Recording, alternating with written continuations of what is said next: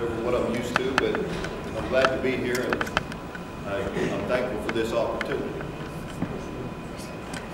You know, when Pastor Mike left, he asked, you know, maybe gave me some different ideas and maybe some things to talk about.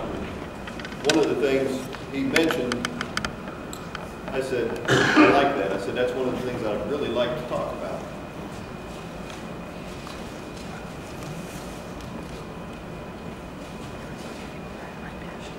One of the things, first of all, having the first opportunity to speak here, and then a couple of the things that I've got in here, a little emotional for me at times.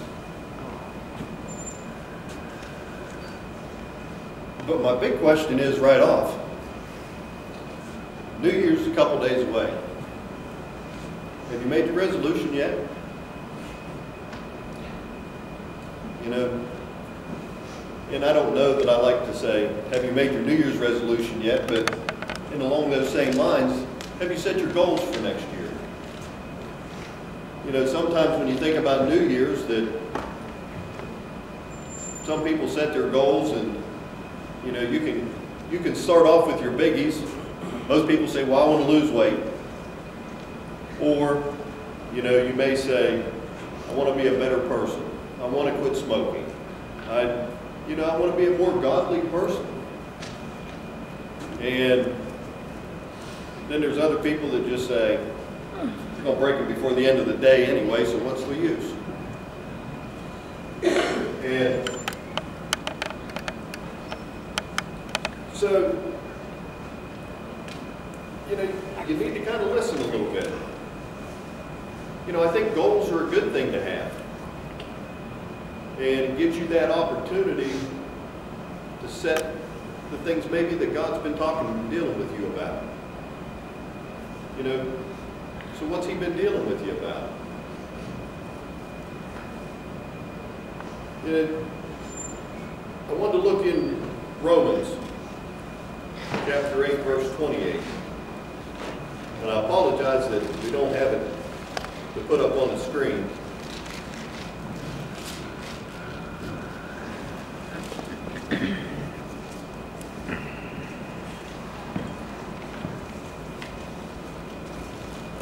I have to ask Jeff for my reading glasses here, I'm not sure.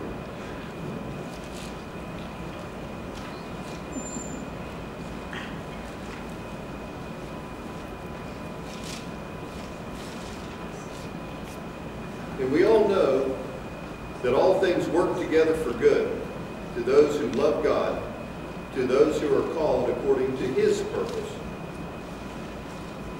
We're called according to His purpose. Not ours, but His.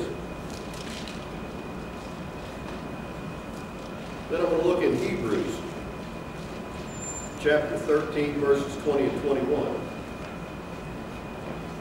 Now may the God of peace, who brought up our Lord Jesus from the dead, that great shepherd of the sheep, through the blood of the everlasting covenant, make you complete in every good work to do His will.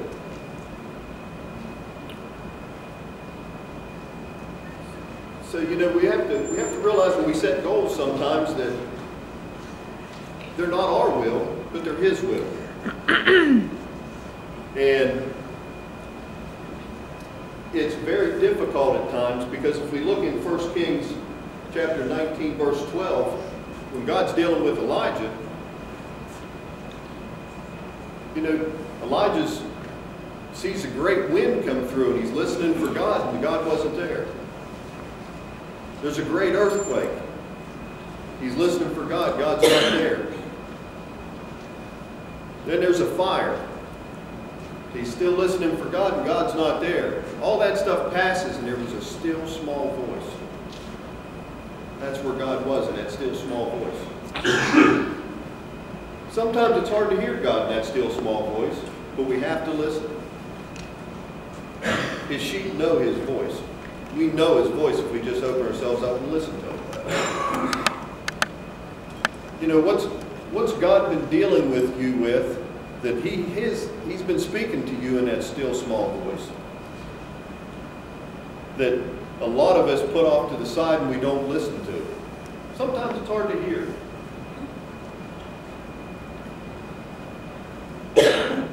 And this is where it kind of comes back to where when Pastor Mike had talked to me about talking.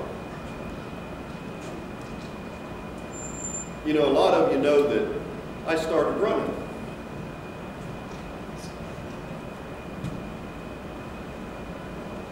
And just a moment to maybe explain how that happened.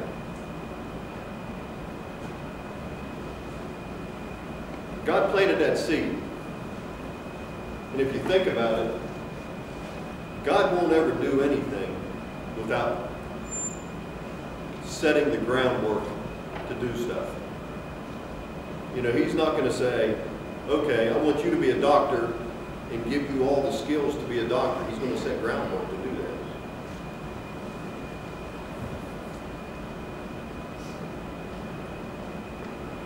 Having a son that runs, having a daughter that runs,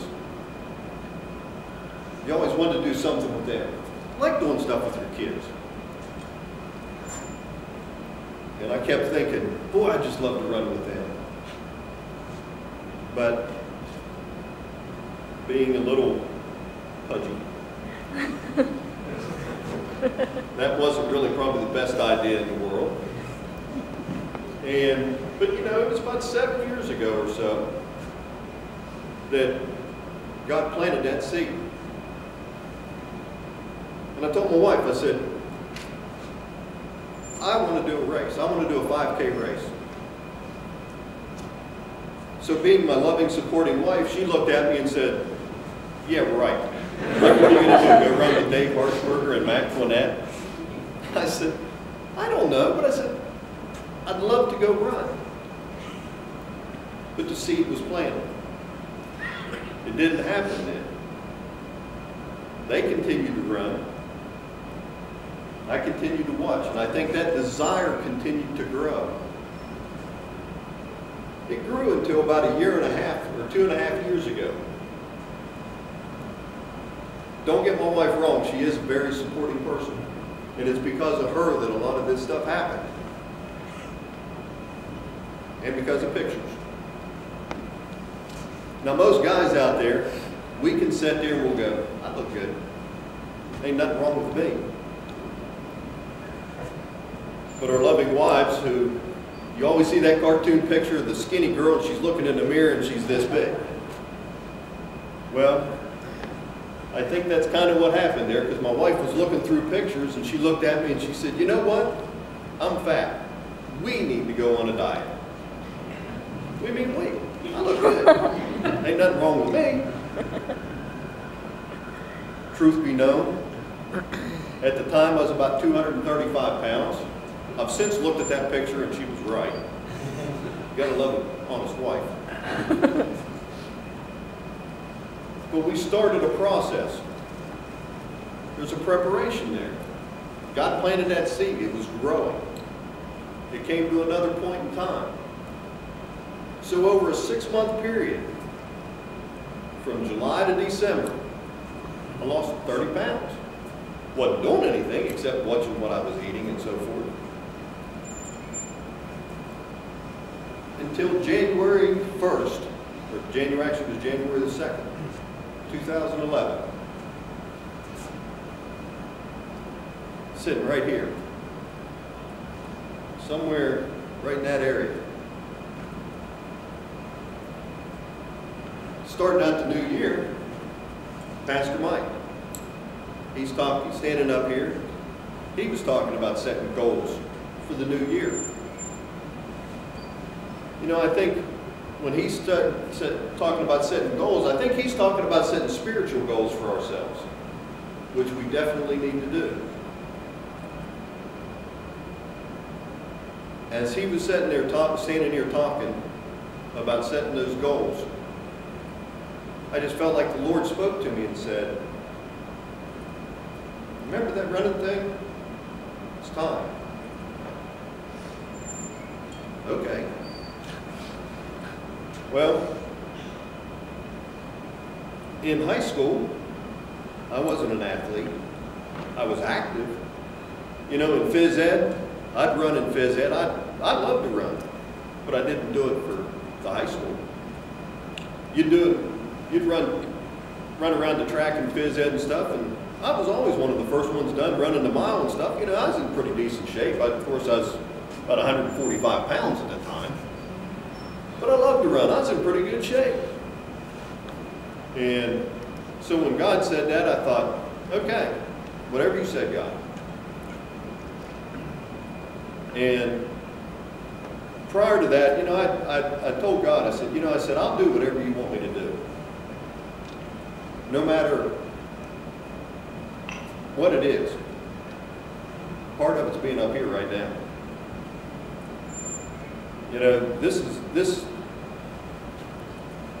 I was an EMT or a CPR instructor for a while. Taught one class. Hated to be in front of people talking. So that's when Pastor Mike asked me to go to the nursing home and do that, is stretching.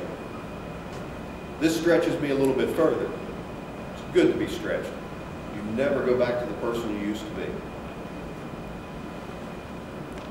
So when God said, now's the time, okay, God, whatever. January the 4th, 2011. Well, I'm not going out on the street and run around. I look stupid. I haven't run for so long, I'm going to run from here to the end of the block, and, you know, it's like, I can't do that. So living by the high school, I took that opportunity. I said, I'm going over to the high school track. I can do this. I'm going to go over and do a mile. I have a couple of pace back. I'm not quite the athletic kind of person that I was in high school. I can do this. So I went over and jogged around the track. In today's looking back, it was probably more like a fast walk, but it was still a jog for me. If anyone knows anything about the track, it's a 1/4 mile long. So I made 2 laps. Before I thought I was going to die, I had to stretch, catch my breath. Ran another lap before I thought I was going to die and had to catch my breath and stretch some more before I made the last one. I made the mile. Ugliest mile you ever wanted to see in your life. But I continued. A lot of times it wasn't the easiest thing to do.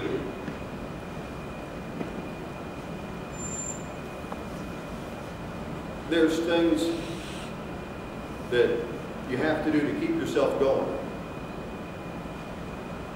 One of the things, whenever I started running, I made sure my wife knew what I was doing. My kids knew what I was doing.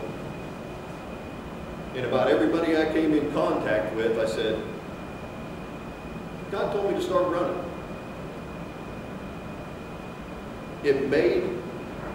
It was just like writing it down on a piece of paper. If you have a goal that you want to do, make sure you tell everybody. Write it down. They'll make you accountable for it. Hey, how's that running going?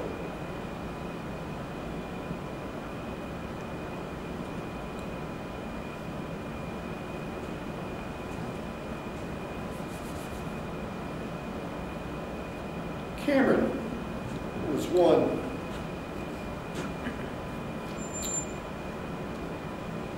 I can't remember whether it was on Facebook or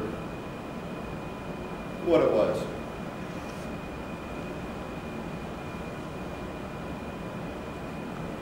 Hadn't been running that long. But whenever he says, I encouraged him.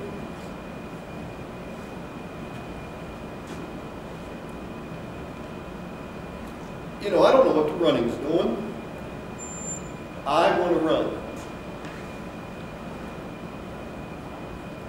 Thing I was soon to find out, no, that was a seed that God planted in me. I didn't want to run. God wanted me to run. Don't get confused. It's easy to take credit for some of the things that you have no part of, or a very minor part of.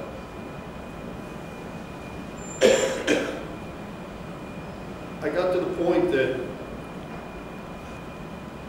running became an obedience to Him.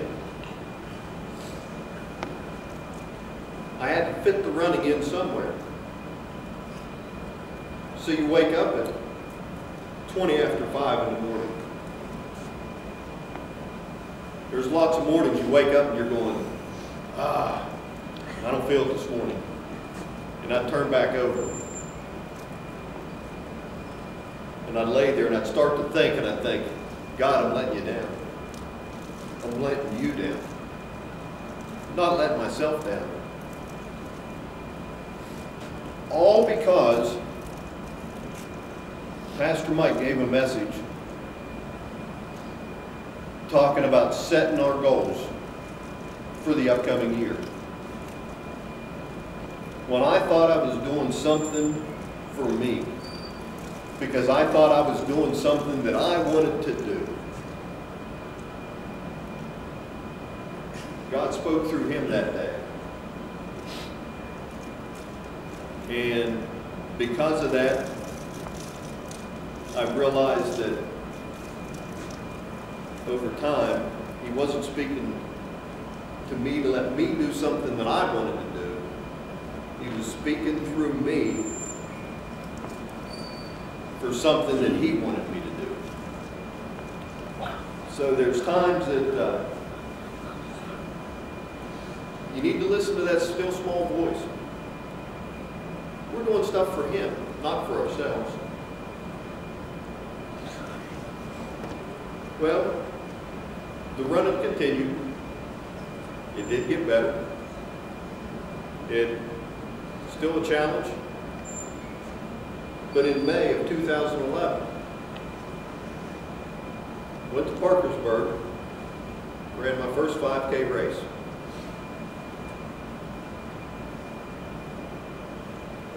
Really nothing special looking back at it now, but it was the first step in the process. Or actually, it was probably another step in the process. Because God doesn't do anything, like I said, without preparation. Look at Moses. You know, when Moses, he first got sent into Egypt and was there as Pharaoh's son. He was raised by, you know, within the royal kingdom. It was a preparation.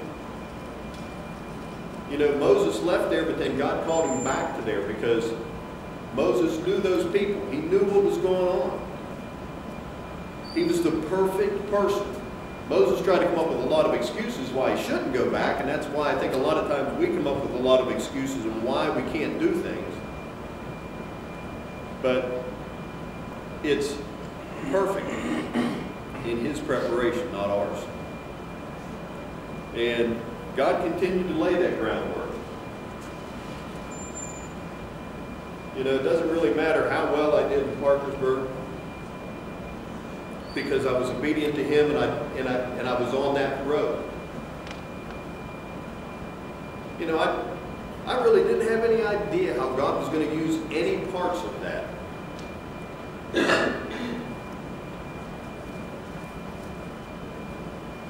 It's kind of interesting to look back on some things now.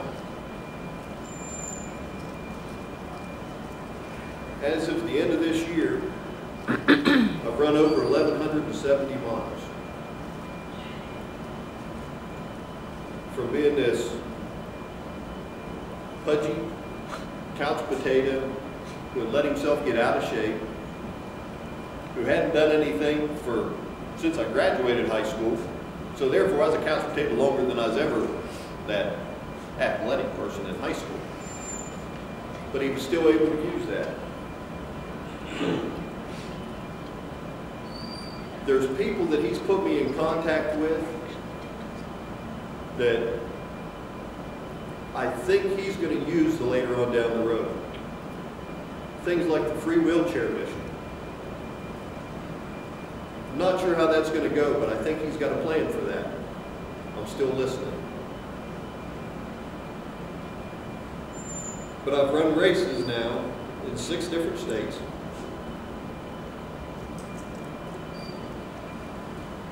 I've had that opportunity to run with my kids.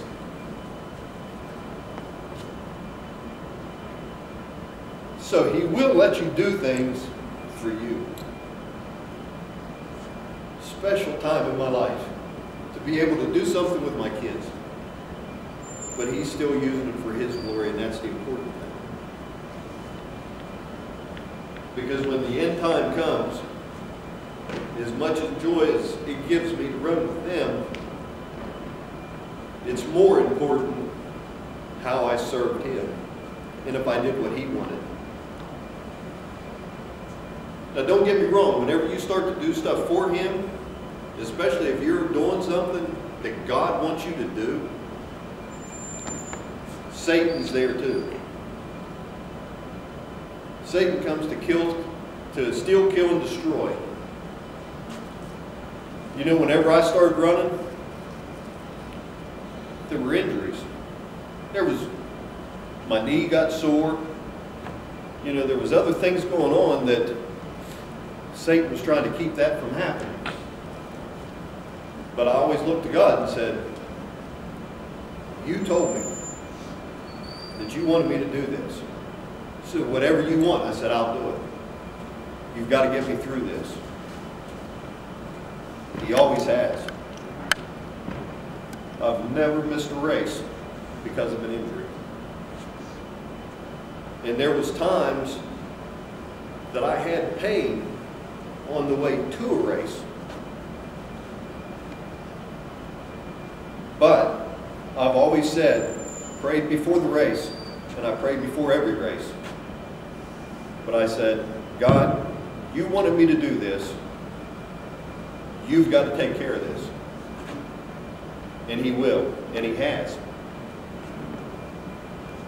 You know, right now, I've got a small foot injury. Satan's still attacking, but I won't give in to it. And it's been bugging me for a month or so. But when Jamie and I just went to Florida to leave on the cruise or vacation we just had, I did a race down there before we left. Foot never hurt me through the race. Now that night it got a little sore. I mean, there's times that I'd walk and I'd limp and whatever and stuff before that. But that day, going there, I said, okay, God, you have got to take care of this. If I'm going to do this, you've got to take care of it. And he has. Listen to that still small voice. Set your goals for this coming year. Through the process of doing these races, like I said, it's provided opportunities that I've got to meet people from the Free Wheelchair Mission. Athletes serving athletes.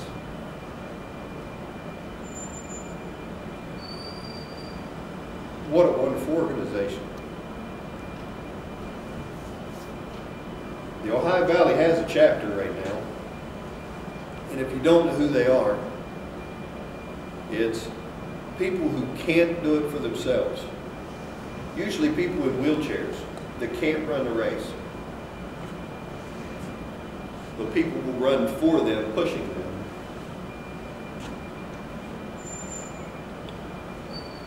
First race I did this year, I met the guy that runs the organization.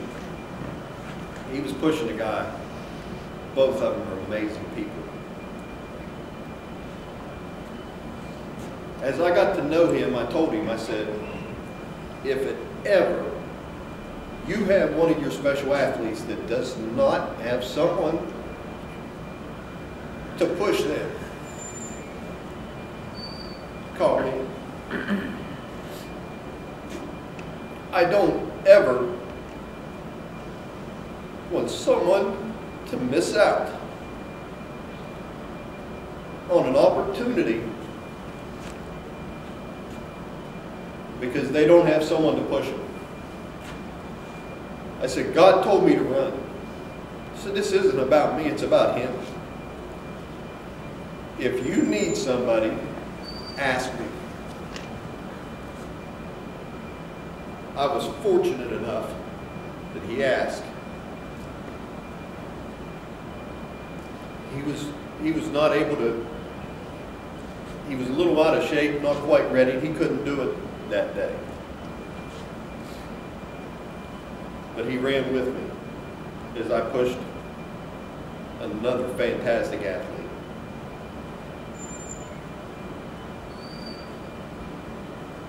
A great opportunity. God will give you whatever strength you need. And if any of you have Facebook and are friends with me on Facebook, you know when I run, I've got a shirt the camera designed for me. It's got a picture of a cross on it with a pair of tennis shoes hanging from that cross. I run every race with that shirt on. My thinking is, if He could suffer this much for me, the least I could do is suffer this much for Him, whatever it takes.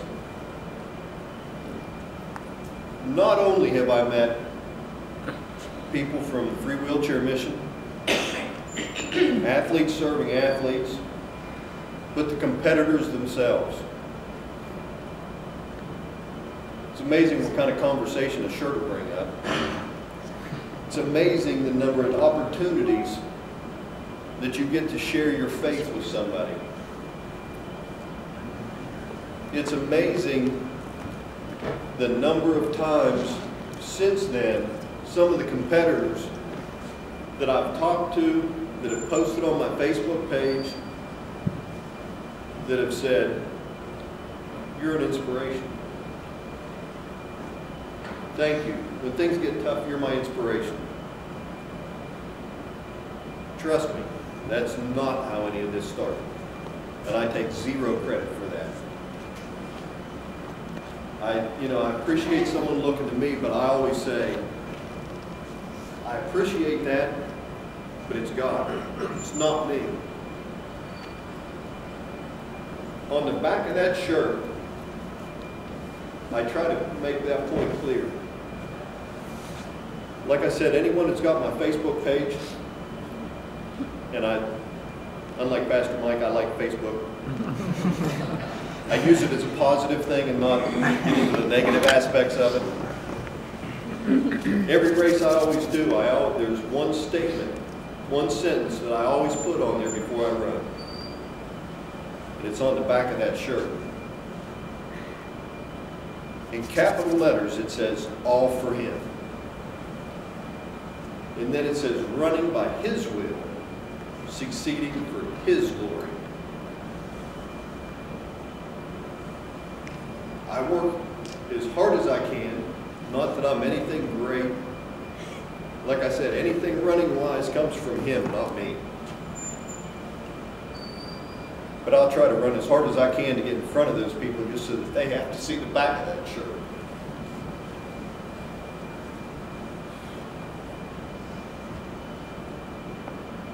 But it's an inspiration for me when someone says, "You're my inspiration," that I can say, "Look to God. He's the inspiration, not me. He's the one that made me do this. He's the one that through everything, through the training, makes it possible." Now things have taken a little bit of a step up, because on Veterans Day I didn't do a 10K.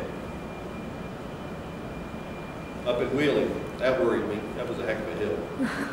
But the thing of it is God was there to strengthen me.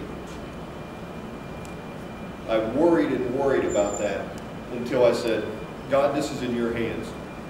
It's not me, it's you. You'll give me everything and anything that I need to run that race." As I was training for that, the mornings I went out and run, there's some people that can go out and they can pray when they're running and stuff. A lot of times I'm just trying to catch my breath.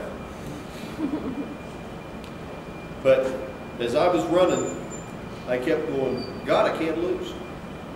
I can't lose. No matter where I finish, I can't lose." You can't do any better with God as a coach. You can't do any better with the Holy Spirit giving you every bit of desire that you need to compete. And you can't do any better than having Jesus right by your side as a running partner. Like I said, I usually get up about 20 after 5 to run, and I'll run up Hydro. We've got street lights.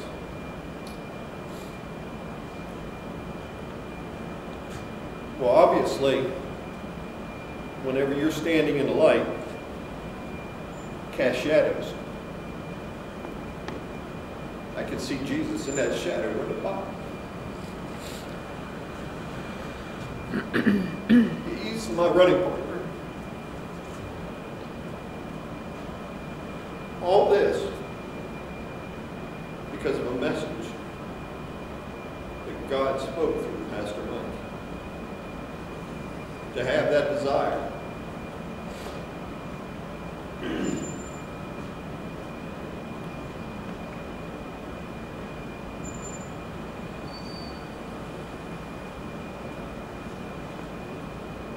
So, my question is, what goals are you going to set for this year? What's God speaking to you about? And trust me, it may be some of the last things that you'd ever think of. You know, I can tell you 15 years ago or whatever it's been now, or probably longer than that,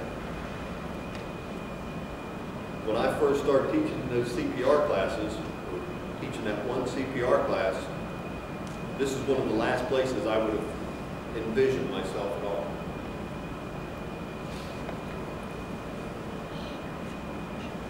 You know, set that goal for this year. Listen to that small voice. Write it down. Tell everybody you can think of. Make yourself accountable for what's in your heart.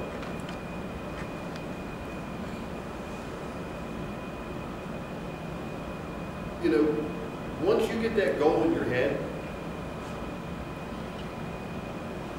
writing it down and making yourself accountable for that, you have to take steps to achieve it. You know, you can set the beginning of the year and you can say, we'll take the number 1 and say, I want to lose weight. But if you don't do anything to achieve that goal, it's not a goal. It's a thought, it's a wish, but it's not a goal. So write it down, make yourself accountable. We all need to set goals for the coming year. You know, God's already started laying groundwork in some of it. You know, if you go to school and you go to become a doctor, or you want to become a lawyer, a teacher, or if you just want to be a better Christian, be a follower of Jesus. And I like putting it that way better than just saying a Christian, because there's a lot of people out there that will say, I'm a Christian, and you look at them and you go, okay, it's not the person I want to be. Be a follower of Christ. That's who he wants you to be. But set those goals. Look at ways to accomplish those. You know, when you want to be a doctor, you've got steps that you have to go through. You lay the groundwork to get to a certain point. If you want to be a better follower of Jesus, set the groundwork. Read your Bible every day. Pray. Share his word. He'll prepare you for whatever he's got planned for you. But set your goals for this year.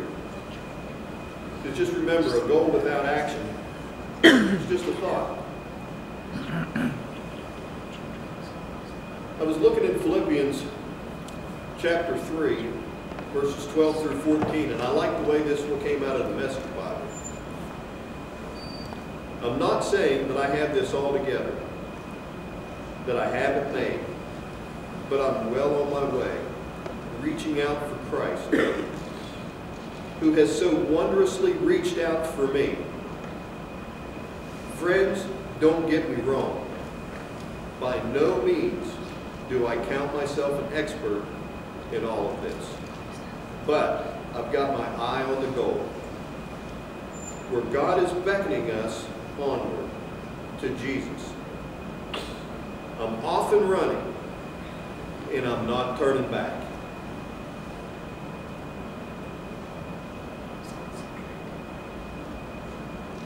And that's kind of the way I look at my running. I'm not turning back. God's got a purpose. I'm going to hang on to that goal, and I'm going to keep going until He decides I'm done. So set your goal for this year. Find your purpose for this year. Something as simple as running that you would never in my mind would I have ever thought that it was something that God had planned on using. I thought it was something for me. Shallow, ain't it? God can use anything. So if there's something simple that God's talking to you about for this year, latch on to it. You never know how He's going to use that in the people's lives that you're going to touch because of it. And that's why whenever Pastor Mike, whenever he left and he said, you know, I'd like for you to do this. And I said, whatever. I will do it.